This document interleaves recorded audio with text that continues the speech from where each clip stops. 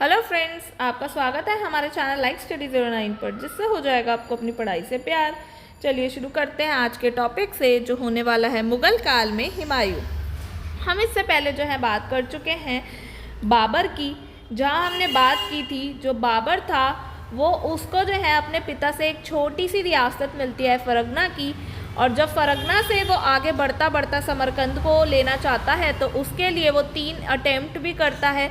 कई बार समरकंद को जीत भी जाता है, कुछ वक्त तक शासन भी करता है, पर कुछ ना कुछ ऐसे सर्कमस्टेंसेस बन जाते थे कि समरकंद जो है उसके हाथ में नहीं आ पाता है। तो वो बहुत कोशिश करता है और एट द एंड जब वो देखता है कि भाई वो यहाँ काबुल और इन सब क्षेत्र में है, तो यहाँ पीछे उसके लिए मुड़ना आसान नहीं है। वहाँ पे जो प्रयास कर रहा है वो बेकार हो रहा है, इसीलिए अब इधर ही बढ़ना बेहतर है। और इधर से पड़ता था भारत, हिंदुस्तान।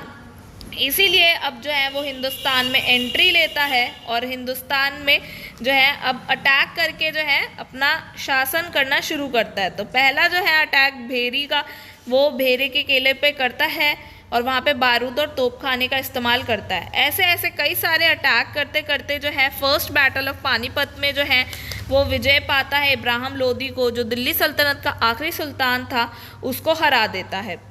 ठीक है, और उसके बाद जब उसे ये लगा कि उसको जिन जिन लोगों ने इनवाइट किया वो उसके लिए खतरा थे, और जो है अफ़गान, दो बेसिकली उसे मेनली खतरे लग रहे थे। एक तो राणा संगा, क्योंकि उन्होंने जो है यहाँ पे उसे इनवाइट किया था और ये सोचा था कि जो बाबर है वो जीत कर जो है ये सारा क्षेत्र उन्हें देकर चला जाएगा और बस थोड़ा सा टैक्स वगैरह लेता रहेगा, पर ऐसा नहीं हुआ। उसने यहीं पे रह कर शासन करना जो है ऑप्शन चूज़ किया, इसीलिए उन्हें डर था। तो उन्होंने जो है बैटल ऑफ खानवा करके राणा संगा को हराया। फिर उसके बाद में चंदेरी का युद्ध किया, जिसमें राजा मेदिनी को भी हराया, जो बेसिकली राणा संगा की उस वॉर में हेल्प किए। फिर बैटल ऑफ गग्गर की, जिसमें बिहार बंगाल की संयुक्त सेना को हराया, और एट द एंड जो है उसकी जो है डेथ हो जाती है। जब उसकी डेथ हो जाती है तो उसके बाद जो अगला शासक बनता है वो बनता है हुमायूं। इसीलिए अब जो है हमारी आज की स्टोरी स्टार्ट हो रही है हुमायूं से, जिसका शासनकाल जो है भाई 1530 से हम कह ले तो 1540 तक रहता है। तो देखो 10 साल, फिर उसके बाद बीच में गैप लगता है तकरीबन 15 साल का, और फिर जो है 1555 से लेके 1556 बेसिकली 1 साल जो है और शासन उसका चलता है। तो अब आप सोच रहे होगे ये क्या गैप है, तो भाई आपको क्लियर पता होगा कि भाई बीच में क्या होता है। हुमायूं हार जाता है शेरशाह सूरी से। नहीं पता तो हम उस पर बात करेंगे, टेंशन मत लीजिए। तो जो शेरशाह सूरी है उसका अपना शासन चलता है, अफगानी शासन जो है चलता है, ये जो बीच का 15 साल जो है उसमें। ठीक है, तो फिलहाल जो है अभी हम बात करते हैं कि ये 1530 से 1540 तक जो है इसका शासन कैसा रहा। तो हम इससे रिलेटेड कुछ बेसिक फैक्ट्स की बात करें तो जो है इसका मूल नाम या ओरिजिनल नेम जिसे हम कहते हैं वो क्या था, तो वो था नसरुद्दीन मोहम्मद। इनकी माता कौन थी, तो माता थी जो है महक बेगम। भाई कौन थे, तो भाई ये 4 भाई थे। एक तो हुमायूं हो ही गया जो सबसे बड़ा था, फिर हो गया कामरान, अक्सरी और हिंडाल। जन्म की बात करें तो 1508 में जो है काबुल अफ़गानिस्तान में जन्म हुआ। जब हुमायूं का राज्य अभिषेक हुआ तो वो बेसिकली बाबर के मृत्यु के 3 दिन बाद ही आगरा में 1530 में हो गया था। तो मतलब ज़्यादा समय नहीं लगाया, 3 दिन के भीतर जो है राज्य अभिषेक हो गया। और ये जो था पहला कह लीजिए और अंतिम कह लीजिए ऐसा शासक था जिसने अपने भाइयों में जो है अपना साम्राज्य जो है बांटा था। ठीक है, तो अब भाई भाइयों में बांटा, तो ये 4 हमने अभी बात की कि इसके 4 भाई थे। तो अब इन 4 भाइयों को देख लेते हैं कि कौन कौन सा क्षेत्र का बंटवारा हुआ। एक तो हुमायूं ने तो ले लिया दिल्ली का क्षेत्र। फिर आता है कामरान, जो है कामरान जो है उसका काबुल, कंधार, सिंध और पंजाब। आप देख रहे होगे तो बड़े सारे क्षेत्र हैं। वो इसीलिए क्योंकि जो ये काबुल और कंधार का क्षेत्र है इस पर उसने अधिकार किया था हिंडल को जो है बेसिकली हरा के। ओवरऑल ये सारे क्षेत्र आ गए। ठीक है, बाद में जाके हिंडल को जो है हुमायूं मार देता है, इस पर भी हम पूरी बात करेंगे। फिर आप बात करते हैं अक्सरी की, इसे संभल मिला, और हिंडाल को जो है अलवर मिला। वो अलग बात है, आगे जब हम फिर से बात करेंगे जब शेरशाह सूरी की डेथ हो जाती है तो उसके बाद हुमायूं जो है इन दोनों से, जो है अक्सरिया और हिंडाल है, इन दोनों को जो है बंदी बनाकर इनकी आंखें फुड़वा कर जो है हज यात्रा पे भेज देता है। ठीक है, अब इन दोनों में सॉरी कौन, एक कामरान हो गया ये और एक हो गया ये अक्सरी। ठीक है, और हिंडाल से तो ये क्षेत्र जीत ही लिए थे। ठीक है, और उसे मार दिया था ये क्षेत्र जीतने के लिए। तो अब तीनों का जो है काम खत्म, बचा कौन, हुमायूं अकेला। ठीक है, वो अलग बात है कि ठीक है उसने बाद में ये सारा जो जितना भी डिस्ट्रीब्यूट किया एम्पायर उसको किसी ना किसी तरह से खुद ले लिया, पर उसने डिस्ट्रीब्यूट तो किया था, क्योंकि इसके बाद जितने भी जो शासक होते हैं वो डिस्ट्रीब्यूट नहीं करते हैं। ठीक है, तो अब हम बात करें आगे कि जब उसका राज्यारोहण हो गया तो उसके प्रारंभिक दिनों में ही हुमायूं को जो है सबसे बड़ी चुनौती का सामना करना पड़ा। जैसे कि बाबर को जो है राणा संगा और अफगानों से करना पड़ा, उसी तरह हुमायूं को भी जो है अफगानों से सबसे ज़्यादा जो है डर था, जिसमें समकालीन जो अफगान था वो था शेरशाह सूरी, जिसका नाम था शेर खां। ठीक है, और वही जो है शेरशाह सूरी भाई डर सही था, 15 साल के लिए तकरीबन शासन जो है उससे छीन लेता है। वो तो खैर छीनता 5 साल के लिए, उसके बाद उसके उत्तराधिकारी होते हैं। ठीक है, पर जो डर था बेसिकली वो शेर खान से था। और दूसरा डर क्या था, जैसे भाई बाबर को राणा संगा से था, तो इनका जो डर था वो था गुजरात का शासक बहादुर शाह। ठीक है, तो उन्हें एक साथ जो है इन दोनों को लीड करना था और अपना जो नया नया फ्रेश एम्पायर बनाया भाई उसको भी देखना था।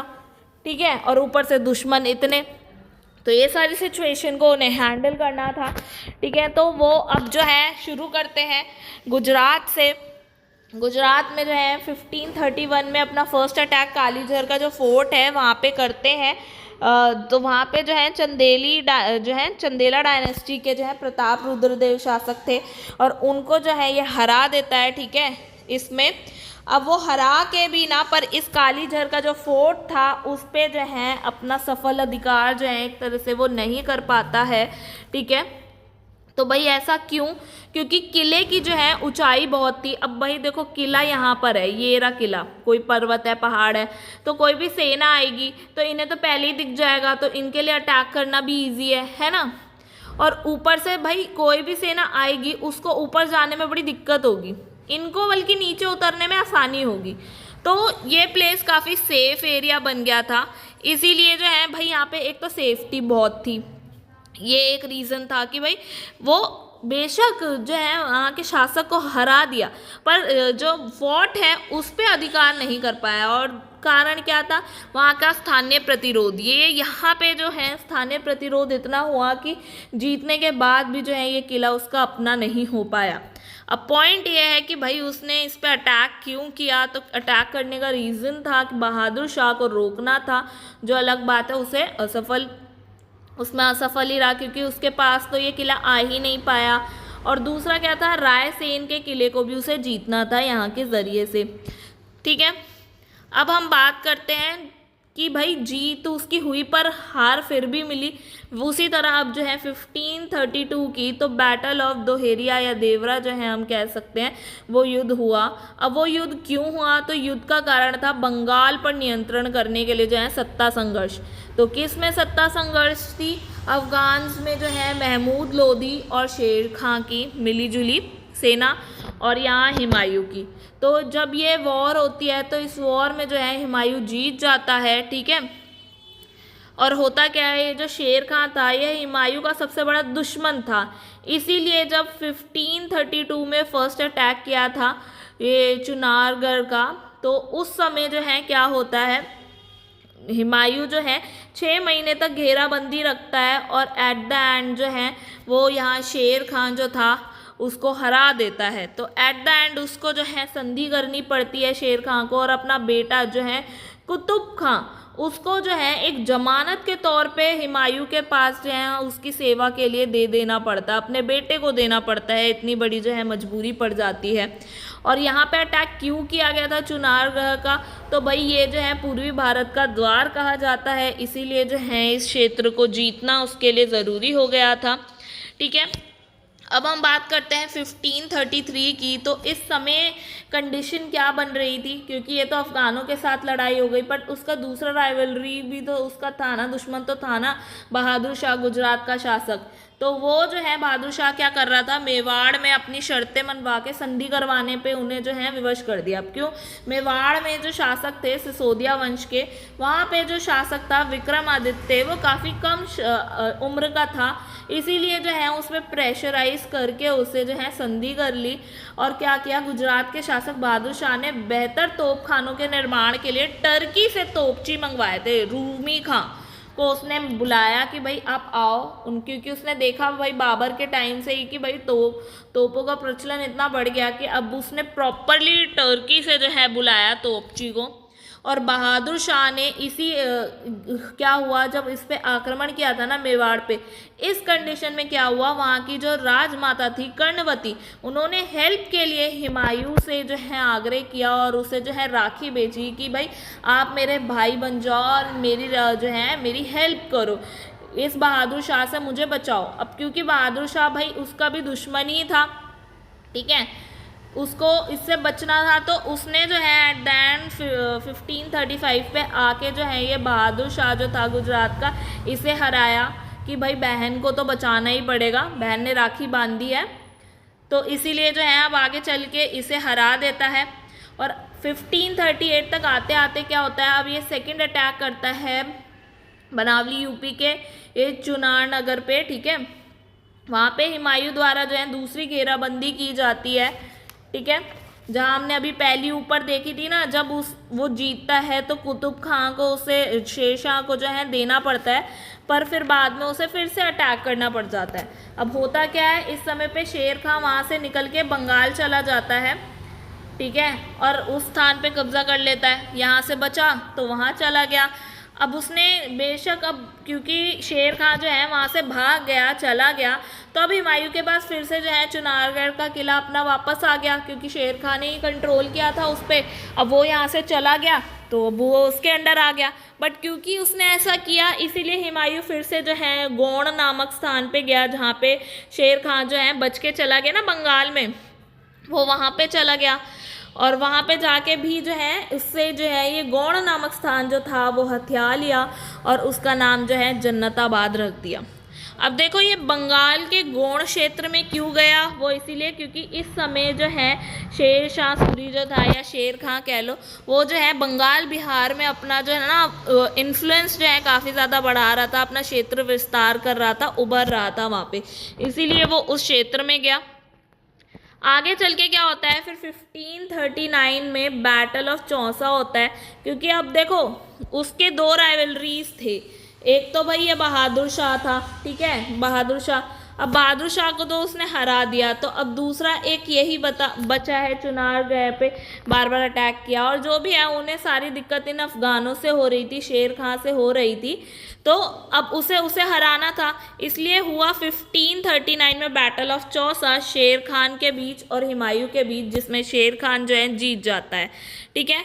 अब इसीलिए जो है इस वॉर में होता क्या है, एट द एंड जब हुमायूं को लगता है कि भाई मैं हारने वाला हूँ या मेरे को ये मारने वाला है शेर खान जो है, तो वो अपनी जान बचाने के लिए घोड़े के साथ ही गंगा नदी में कूद जाता है कि भाई मैं अभी बचा तो ही आगे मेरा साम्राज्य जो है वो बन पाएगा, चल पाएगा, बट अगर मैं बचा ही नहीं तो फिर क्या बचेगा, कुछ नहीं। इसीलिए सेकंड मौका लेने के लिए वो जो है भाग गया, घोड़े सहित नदी में कूदा, और उसको जो है बचाया था निज़ाम नामक एक भिश्ती ने, जब वो वहाँ कूदा। अब क्योंकि उसकी जान बचाई थी उस भिश्ती ने, तो हुमायूं जब आगे चल के फिर से जब साम्राज्य अपना ग्रैब कर लेता है, तो वो उस निज़ाम को आधे दिन के लिए जो है बादशाह बना देता है एज अ रिवॉर्ड, कि भाई तुमने मेरी जान बचाई थी तो इतना तो तुम भी डिज़र्व करते हो, इसलिए चलो आधे दिन के लिए पूरा साम्राज्य तुम्हारा। तो उस निज़ाम ने जो है आधे दिन में ही चमड़े के सिक्के भी डलवा दिए अपने नाम के जैसे, तो चमड़े के सिक्के भी उसने डलवा दिए आधे दिन में, चलो काम किया उसने, ठीक है। और अब ओवरऑल हम फिर से बैक आ जाते हैं इसी वॉर पे। तो इस वॉर के बाद जो है शेर खान ने उपाधि ली थी शेरशाह सूरी, जो हम तब से शेरशाह सूरी का नाम बार बार बोल रहे हैं। ये शेर खां और शेरशाह सूरी मैंने बताया था सेम ही है, बेसिकली ये उसकी उपाधि है जब वो साम्राज्य पूरा अपने अंडर ले लेता है तब ये अपना नाम रखता है, और वो इस नाम से ही अपने सिक्के ढलवाता है और खुतबा पढ़वाता है, ना कि शेर खां से, क्योंकि शेर खां जो है वो तो उसके बचपन का नाम था, ओरिजिनल नेम था। ठीक है, जैसे हम सबके जो हैं ओरिजिनल नेम अलग पढ़ रहे हैं, और जब गद्दी पे बैठते हैं तो जो वो नाम रखते हैं उसको हम अलग पढ़ते हैं। जैसे हुमायूं पढ़ा हमने, बाबर पढ़ा, ऐसे ही हम आगे अकबर पढ़ेंगे। सब ये नाम जो है ये गद्दी पे बैठने के बाद मिले थे। ठीक है, अब बात करते हैं हुमायूं जो है अपनी हार तो भाई देखो बर्दाश्त नहीं कर पाया कि भाई ऐसे मेरे को भागना पड़ा, बच के अपनी जान बचा के ओवरऑल भागना पड़ा। तो अब वो फिर से जो है अपना साम्राज्य वापस लेने की कोशिश करता है शेरशाह सूरी से जो है। तो फिर से एक और बैटल करता है अपनी पूरी सेना वेना जुटा के, जिसमें 1540 में बैटल ऑफ बिलग्राम या कन्नौज कह लो, कहीं कन्नौज मिल जाएगा, कहीं आपको बिलग्राम मिल जाएगा। तो बैटल ऑफ बेलग्राम या कन्नौज होती है शेर खान के बीच में और हुमायूं के बीच में, और फिर से जो है शेर खान जो है या शेरशाह सूरी कह लो वो जीत जाता है। अब ये जो है निर्णायक युद्ध होता है, क्योंकि इसमें जो है भाई कोई भागने वागने वाला वैसा सिस्टम नहीं था कि भाई जान बचा के भाग रहे हैं, वो पर्टिकुलरली हार ही गया था। ठीक है, तो इस युद्ध में जो है शेर खान द्वारा हुमायूं को हरा दिया गया और उसने जो है भारत में सूर्यवंश की स्थापना कर दी, और जो बेसिकली भारत का दूसरा अफगानी वंश कहा गया। ठीक है, पहला जो है हम दिल्ली सल्तनत में सैयद वंश जो है देख चुके हैं। ठीक है, उसके बाद जो है अब हम बात करें तो दूसरा वंश जो है सूर्यवंश ही है। ठीक है, अब हम बात करते हैं 1541। अब इसके बाद भाई हुमायूं ने क्या किया, तो हुमायूं ने की भाई शादी, क्या चलो भाई शादी कर लेते हैं। तो हमीदा बानो बेगम से उसने करी शादी। अब शादी की तो चलो करते हैं बच्चे। फिर वो गया अमरकोट राजस्थान में, वहाँ पे राजा जो है वीरसाल के शरण में जो है जाके अकबर का जन्म होता है। तो 15 अक्टूबर 1542 में जो है जाके अकबर का जो है जन्म होता है। ठीक है, जहाँ उसका ओरिजिनल नेम जो है बदरुद्दीन होता है शुरू में। जैसे मैंने बताया कि भाई ये सारे जो नेम है हम बाबर, अकबर, हुमायूं, शाहजहाँ, जहांगीर, ये सब जो नाम हम सुनते हैं ये बेसिकली थ्रोन पे बैठने के बाद एज अ टाइटल के तौर पे उन्होंने जो है रखा, बट उनके ओरिजिनल नेम डिफरेंट थे, या डिफरेंट कह लीजिए ऐड हो जाता बस। तो उसका नाम जो है बदरुद्दीन था। आगे हम बात करते हैं कि भाई 5 साल बाद जब उसने 1540 में भाई हरा के अपना सारा क्षेत्र ले लिया शेरशाह सूरी ने, तो भाई उसके 5 साल में ही शेरशाह सूरी की हो जाती है डेथ, 5 साल रूल करने के बाद। तो अब क्योंकि भाई पूरा एम्पायर उसने बिठाया हुआ था तो रूल तो चलता रहेगा, चाहे अब उसके उत्तराधिकारी शासन करें, है ना। तो पर हुमायूं जो है भाई ऐसे हार नहीं माना उसने, वो अभी भी अपने एम्पायर को जो है वापस लेने के लिए एकजुट उसने की, आर्मी वो करने लगा। अब क्योंकि उसके पास में देखो अपना दिल्ली तो है नहीं, वो क्षेत्र तो ले चुका है शेरशाह सूरी, तो अब वो क्या करे, वो किस तरीके से अपने आप को जो है इकट्ठा करे, जमा कर पाए सेना को। तो उसके पास अब यही चारा था कि वो जो है काबुल और कंधार जाए, जो बेसिकली भाइयों को क्षेत्र दिए गए थे, अब अपने भाइयों से ही वो सारे क्षेत्र लेकर फिर जो है फिर अपना जो है दिल्ली वो वापस ले पाए। तो उसने क्या किया, काबुल और कंधार पे किया अधिकार, और इसी संघर्ष में ही हुमायूं का भाई जो है हिंडल मारा गया भाई, क्योंकि उसका क्षेत्र था और उससे जो है यही झड़प में मार दिया गया। फिर बचे भाई कामरान और अक्सरी, इन दोनों को भी जो है हुमायूं ने बंदी बना लिया, और क्या किया, बंदी करा के जो इनके क्षेत्र थे वो भी ले लिए, और इन दोनों की आंखें फुड़वा दी, ताकि भाई ये अगर एबल होंगे तो ये भी तो इन्हें क्या करेंगे भाई, इससे अपना पैर छीनने की कोशिश करेंगे। हिंडाल तो रहा नहीं तो वो तो छीन नहीं सकता।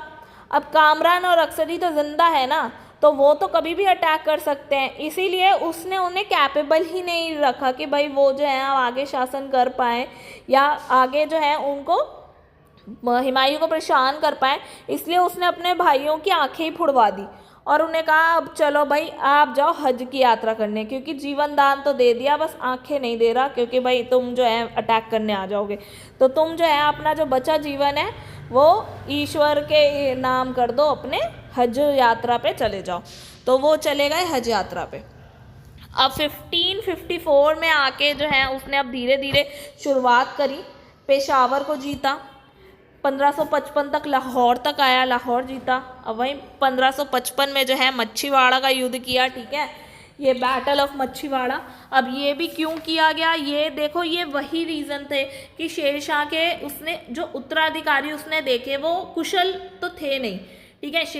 शेरशाह का भाई एम्पायर था उस समय, शुरुआत में जो 5 साल थे वो बहुत ज़्यादा स्ट्रॉन्ग थे, चाहे एडमिनिस्ट्रेशन वाइज कह लो या उसके रूल के हिसाब से कह लो, सब कुछ काफ़ी स्ट्रॉन्ग था, अच्छा था और आइडल सिस्टम था पूरा।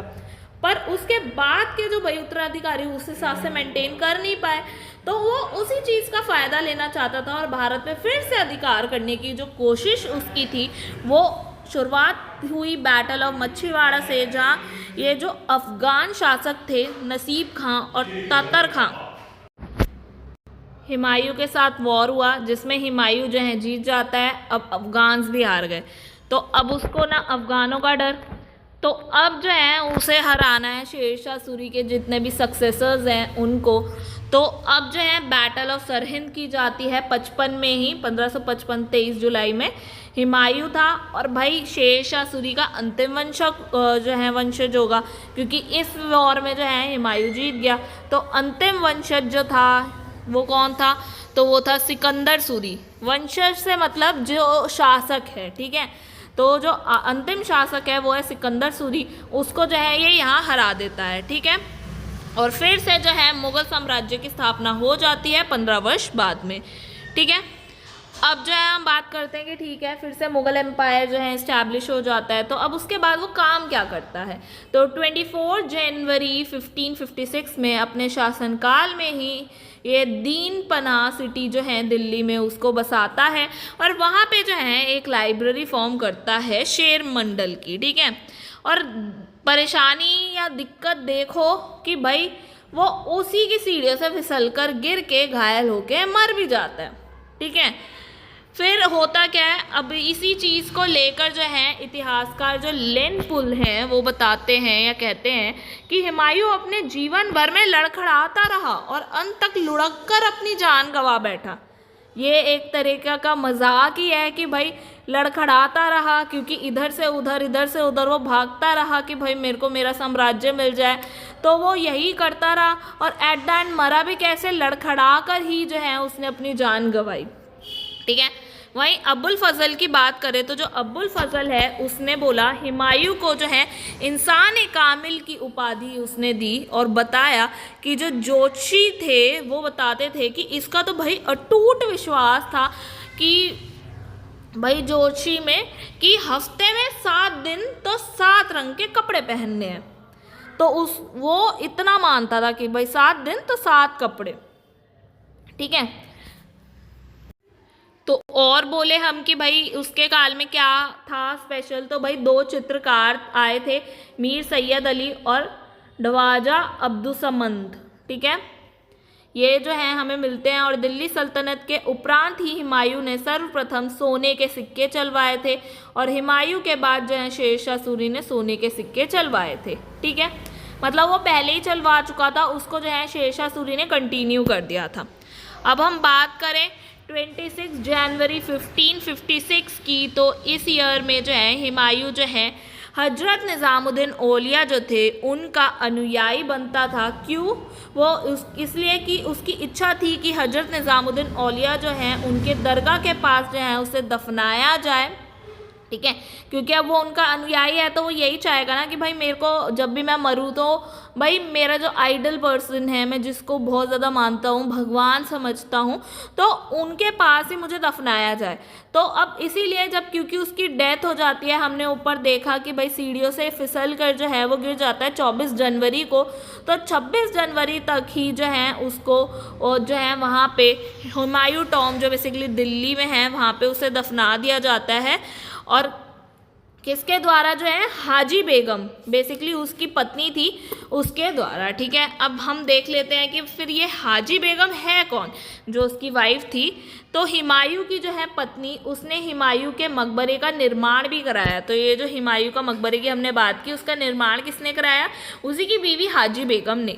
ठीक है, 1564 में जो है इसे पूरा करवाया। और इस मकबरे का जो है नक्शा किसने तैयार किया था, तो ये बहुत सवाल पूछा जाता है, मीरक मिर्ज़ा ग्यास। ठीक है, और भारत में पहला श्वेत संगमरमर से बना जो गुम्मद वाला मकबरा था वो इसी का ही था।